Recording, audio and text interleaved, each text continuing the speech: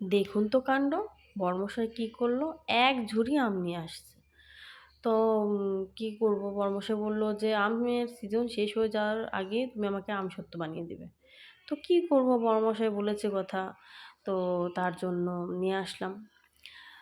আম সবগুলো খোসা ছাড়িয়ে তারপর আমটা একটা জানলিতে করে ঘষছি, যাতে আমের যে ব্যাটারটা সেটা নিচে পড়ে যায়। তো বড়মশাই বলছে, "ওটা কী করছো, ওটা কী করছো?" তো বললাম, "আমি কী করছি?" বললো, "ওটা ওইভাবে না ঘষে একটা কাজ করো, চটকে নাও। চটকে নিয়ে তারপর দেখবে সুন্দর করে পড়ে যাবে।"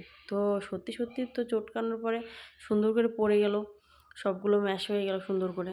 তারপর বললাম কি, ওটা একটা কড়াইতে করে একটু জাল দিয়ে নিয়েছি। জাল দিয়ে নিলে কি হয়, একটু চিনিতে জাল দিয়ে নিলে ওটা অনেক দিন ভালো থাকে আমসত্ত্বটা। তো এটা একটু জাল দিয়ে নিয়ে তারপর রেখে দিচ্ছি। একটু ঠান্ডা হওয়ার পর তারপরে ওটাকে থালায় দিয়ে রোদে শুকাতে দেবো। তো এর মধ্যে করছি কি, একটু সরিষার তেল দুটো থালায় সুন্দর করে মেখে নিতে হবে। কারণ ব্যাটারটা তো একটু অনেকটাই ব্যাটার। তার জন্য ২ টো থালা নিয়েছি। তো সুন্দর করে সরিষার তেল চারিপাশ দিয়ে থালার মেখে নিচ্ছি। মেখে নিয়ে তারপরে এটা রেডি করে নিচ্ছি, যাতে সুন্দর মতো চারিদিকে তেলটা যায়।